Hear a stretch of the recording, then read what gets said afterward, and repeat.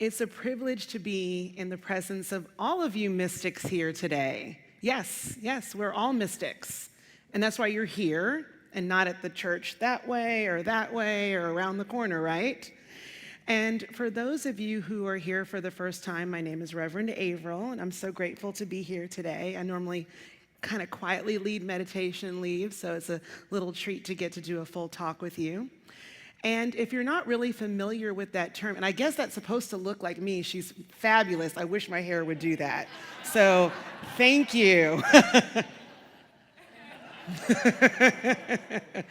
For those of you who are here for the first time or just maybe not familiar with that term, mysticism is kind of an umbrella term for the direct experience of the divine, as opposed to just merely following rote doctrine. So I want to invite you to at least consider the possibility of having a mystical experience every day. And I want to try and help you reframe your thinking so that you're not thinking it's some like heightened experience, but that it's simply a way of being. And you have to really start by at least believing that it's your birthright.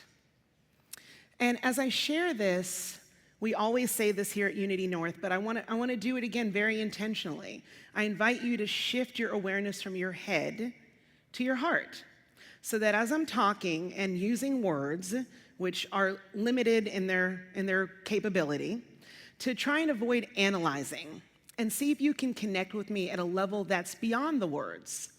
So what I'm going to share is subtler than words. See, words are tools, and they have limitations, but we can communicate beyond this limited realm. In my own experience with my beloved teacher, Swami Janeshvara, when I would go visit him at his ashram and he'd be prattling along in a satsang, every now and then he would say something and I would go, or And one day he goes, that's it. He goes, you get it. And when I made that sound, there was like a break. There was a moment of clarity, and I had understanding. I was having a mystical experience. It was a small one, but it was a mystical experience nonetheless. Every now and then we'll get an amen. Remember when Atiba would do that? Or that, when you guys get that feeling? We could actually live in, thank you. That was it. You heard that? I was waiting. You can have that state perpetually. So I was inspired also to share this talk by a series of lectures that I'm participating in with another teacher who's got a name that's a mouthful, Stanishvar Tamalsana. You got to say that 10 times fast. And it's on a principle called sponda, and that's not spandex. As my autocorrect wanted to overly helpfully, every time it's like, are you sure you don't mean spandex? No. Are you sure you don't mean Spandau, like Spandau Ballet? I'm like, no, I know what I'm talking, so I had to add it to the dictionary. So, and then it asked me, did I want to capitalize it or not? And I was like, okay, this is getting ridiculous, right? All right. So, Sponda is the pulsation of pure consciousness. I'll say that again. Sponda is the divine pulsation of pure consciousness. So instead of creation being like a one and done, like this big bang, in my tradition, which I'll talk about a little more in a little while, it's seen as a moment to moment, and this, again, it's difficult to articulate because it's beyond words, it's beyond time. It's a folding, unfolding, refolding, an opening, a closing, a furling, and an unfurling of consciousness into reality.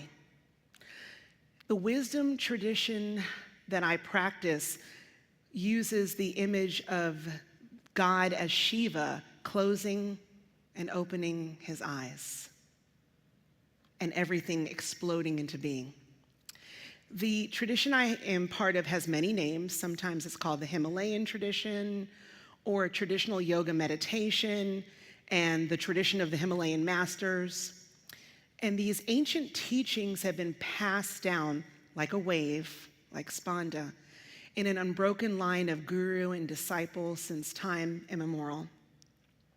The primary teaching of this wisdom stream is that we, every single one of us, with absolutely no exception, every single one of us, the ones you like, the ones you don't like, the nice ones, the not so nice ones, we are precisely the same. We are this expanding, collapsing, vibrating, pulsating, pure consciousness. It worked. Look at that. This really shouldn't be new to you. The first unity principle is there is only one presence and one power active in the universe and in my life, God the good. This means that God is the source and the creator of all, and there's no other enduring power. God is also described as being omnipresent, omnipotent, omniscient. But in my tradition, we like to press the envelope a little bit. We want to take this a step further. God isn't the source, because that would imply there is a place where God is separate from. A creator and its creation are inherently separate. If I was a metalsmith and somehow I manufactured this bowl is my creation, right? But that's not how this is working.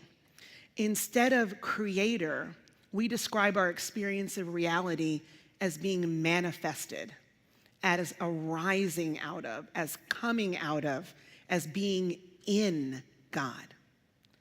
Yet, because again, the limitations of language, and I really like words, but you just have to get out of the word space and into here, there's a seeming separateness in our subjective experience. There's a tendency to relegate each other and God to duality or dualism. Tara's over here, I'm over there. John is over there, I'm over here. We say things like, the universe will provide. Do you hear the duality in that? When you get a good parking space, the universe provided, right? I had good parking lot karma. Or God willing. So I challenge you today to breathe, to pause, and to entertain that we are arising in the pulsation, the spanda of as God. A metaphor that was recently given to me, and we've all heard it, but it's always helpful, is the wave and the ocean. So I love the way that another teacher, Swami Sarvapriyananda, shared this. It was very animated. He goes, a little wave arises in the ocean, and it goes to wave school. And it learns how to become a whirlpool. It learns how to spin. It even compares itself with other forms that you find in the ocean, like foam and bubbles. And it hears from other waves, tsunamis and big waves and little waves, that there's this mysterious thing called an ocean. And eventually, it breaks on the rocks, and it returns to the ocean because the underlying truth is that it's always been water. Another metaphor I was given for the appearance of the multiplicity is the sun in the sky reflecting in a field of buckets full of water. And in every single one of those buckets, there is a sun. That sun may not have the power of the totality of the sun, but it is the sun nonetheless. We are born, and we live, and we experience, and we die, yet that's not the totality of our story. Pure consciousness, which is the way I like to describe the G-O-D, the grand organizing designer, whatever you want to call it. I like to call it pure consciousness. It's the substratum, and it pervades the totality of existence. We are waves that arise in this ocean constituted of the waters of pure consciousness. Now, at the center, because it helps to kind of think, for me, like in a 3D model, we can think of pure consciousness as like a nucleus, and it's undifferentiated, it's pure being. And then it begins to jiggle and vibrate and moves outward in these waves. And every wave is it's a new level of consciousness and a new form. And during this evolution, the beauty is that pure consciousness remains absolutely unchanged and undiminished. The Vedantists call this seeming multiplicity nama rupa, and that means name and form. So think about, for example, a gold necklace, a gold bracelet, and a gold ring. Despite their varied forms, the one underlying truth is they're all gold. There's no such thing as this necklace without gold. There's no such thing as this ring without gold. It can be adjusted, twisted, melded, but without the gold, there's nothing. As spiritual seekers, we must seek the gold. I love you, Tara. Keep it going, girl. Keep it going, because this is how this whole talk came out. You should have heard the phone call. It would have been like, ah! That was the talk. And then it was like, okay, it was just Sponda. She was like, yes, that's it. Okay, thank you. So you and I are a particular form. This is not a lectern. It is wood, right? It can be shaped, but no matter what I do, it is wood. You and I are a particular form, a wave, a pulsation. Furthermore, our body, our breath, our minds are all waves as well. And the true self, the wood, the gold, the water, the sun is the center of consciousness, and we call it Atman.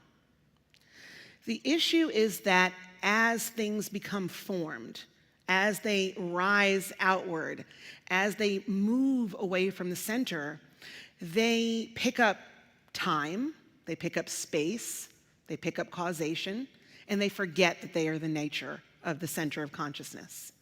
Our minds assume identities. They're shaped by culture, they're shaped by our experiences, they're shaped by our karma. You know, I really, really believe that I am an Avril standing over here in this body and that Michael is over there.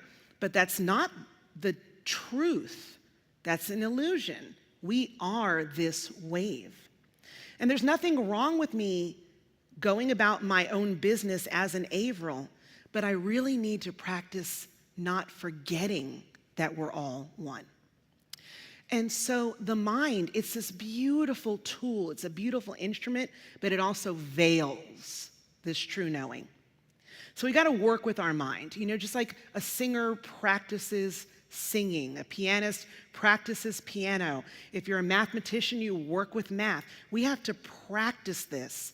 So through things like meditation, we can purify the mind.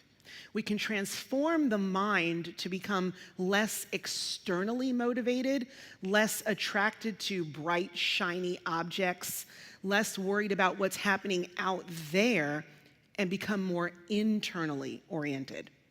And we can learn to pause and see that at every moment, we're back in it, we're in the Sponda, we're here, it's not gone anywhere.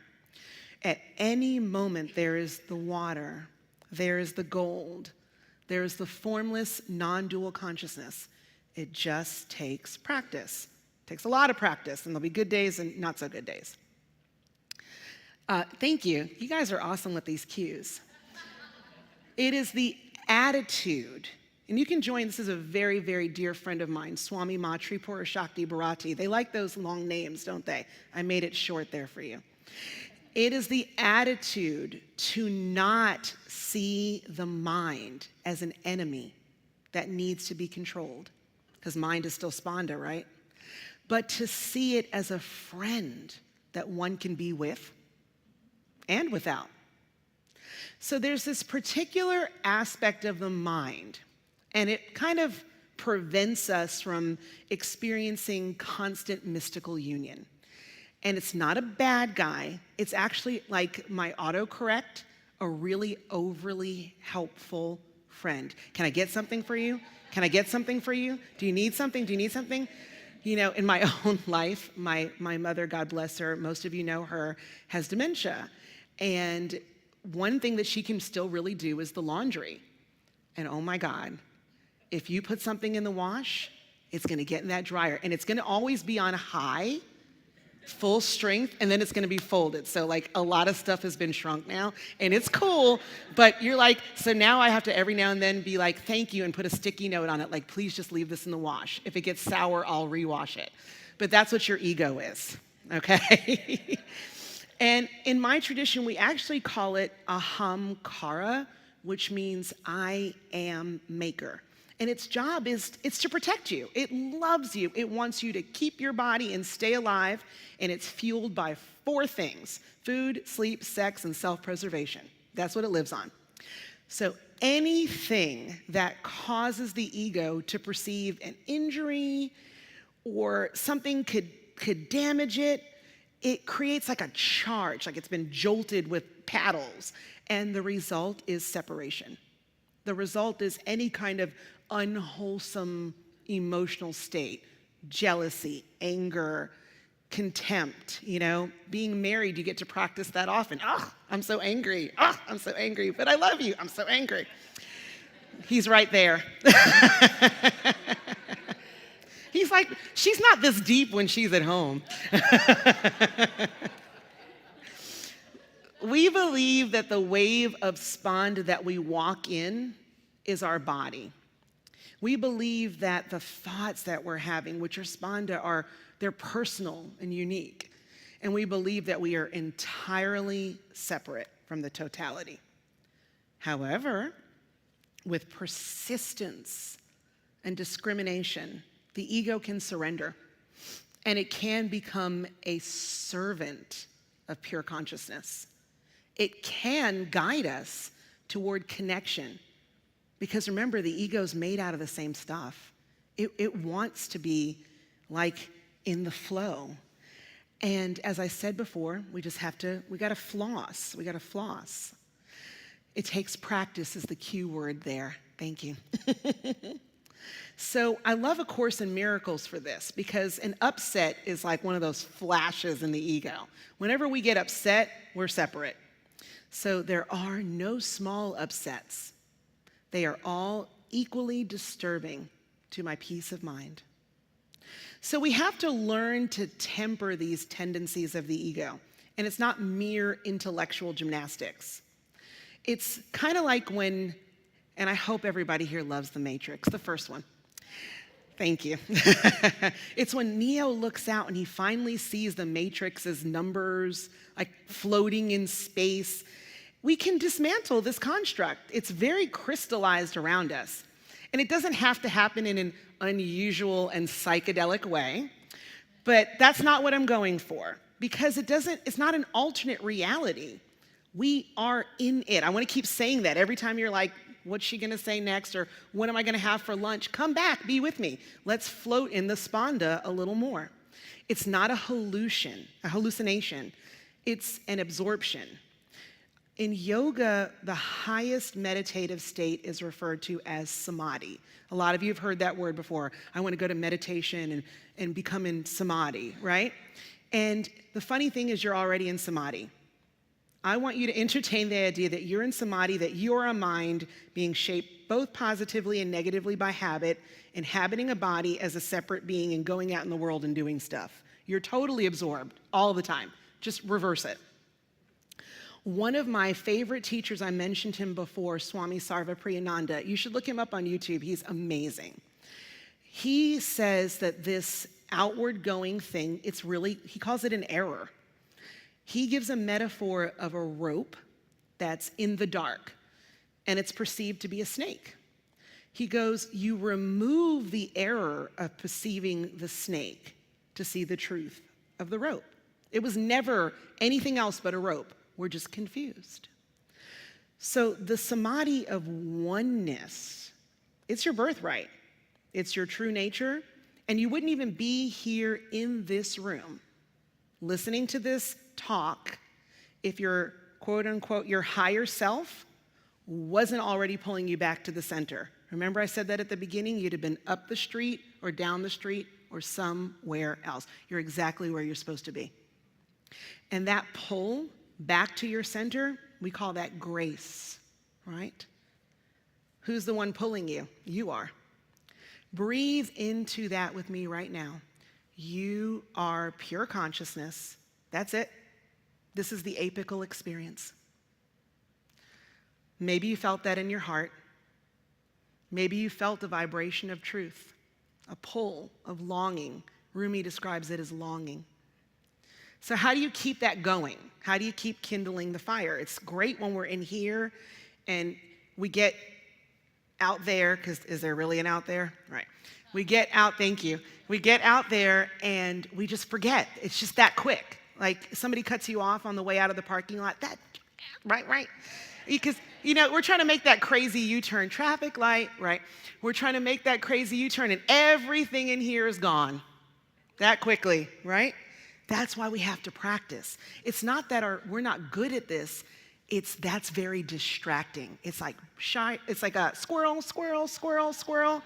So we got to do this regularly. So my beloved teacher, Swami Janeshvara, he recommends, you guys like strategies. So I'm going to do that, 4 strategies. And it's nothing you haven't already heard. It's not going to be rocket science, okay? So the prescription is meditation. You have to reset your nervous system on a regular basis. It's a real thing being in a body. I said it's not a hallucination. It's just that we forget that this body is the pulsation of the divine. And so when we're so overstimulated from what's going on out there, it's harder to remember that what's really going on is in here, okay? You don't have to meditate the way that I do. There's many ways to do it. And you're in the right place to learn meditation if you don't already know how to do it. Another practice, this is maybe a little different, is called contemplation. Unity does it as affirmative prayer. And contemplation is the practice of refining the mind to differentiate between who I am and who I am not. I've talked several times about we are the pulsation of the divine. That is something it's never dying, it's never born, it never ends. So if I ask myself, am I a body? Well, that's got a time limit on it, doesn't it? So that's not who I am. That's a contemplation. Am I a mind? Well, that's got a time limit on it. So I'm more than that. And we keep going and going and going and going and playing with that. And what you do is negate. You release anything that you are not. Am I angry? Angry is a temporary thing. That's not who I am. Am I sad? Sad is a temporary thing. That's not who I am. What I am is the one behind asking these questions. So we affirm the things that bring us toward who I am, and we deny that which does not serve us. Learning, third strategy, you're doing it right now, right? So this is just saying that, pepper your day with that. I joke about, I take these media fasts, I call them secular media fasts, because I always love a good podcast with Swami Sarvapriyananda. But, I kind of try to check in during the day. What am I listening to? What am I tuning into? When am I sitting down and connecting with the words of the ancient sages? When do I pull those things out that are tried and true and infuse them? When I go out of here later on, I'm going to be on a book club because I can't get enough of this, because what else is there, right? And then the last one is satsang, and it is my favorite Sanskrit word, and it just means keeping company with the truth. You got to hang out with people like this all the time. I'm very fortunate. This is my job. All my friends do yoga and meditation. But do you think that was an accident? Right. So you got to spend time with other seekers. This is how we keep that vision singular. So yoga is my path, traditional yoga meditation, not just downward dog. There are many different ways to explore these endeavors. And the other thing that I would add to that list is whatever you're doing, you need to do consistently. Richard always talks about if this is all you do, it's a lovely hobby, it's a lovely habit. But this might be something you might think about upping the ante with. Figure out ways to connect with your path. I'm going to challenge you multiple times a day. Who was here when I did the Om Shanti Shanti Shanti practice last year, right? And remember, we were trying to do 10 rounds of 108, 10 times a day. And some people are, oh, that's really daunting. Well, what are we doing all the rest of the day? We take 20,000 breaths a day, right? How many infinite numbers of thoughts do we think a day? Let's just sprinkle like 20% of them with the practice, Another tool, that was a great tool for incorporating mindfulness. Discipline and consistency, they're not novel concepts. In the ashram, this is hard. We meditated 4 times a day, but that's, it was like our job. Islam, prayers offered 5 times a day. Why do you think they do that? Because they don't forget. At the same time, we mustn't lose sight of self-compassion. Balance is never giving up, yet always surrendering. Swami Jay lovingly shares, be gentle but persistent with yourself. Remember that this learning is about how to practice meditation, contemplation. It's a whole life process, not difficult physical or intellectual activities. In our world of 110%, a gentle 80% works nicely. 80% isn't pittance. It's just a reasonable amount for the most critical endeavor of a lifetime. Imagine the benefit of looking around. Look around at everybody in the room. Just take a moment. Just look at them. And every time you see somebody, remembering that they are that pulsation, the same as you. What a gift. You would see no enemies. There would be no lack. Hello? There really is only one of us here, and she was saying hello. Imagine the access to joy, gratitude, and compassion for every moment, even the painful ones. I hope this was useful. And if you want to ask me more about meditation instruction, of course, you know where to find me. Om Shanti Shanti.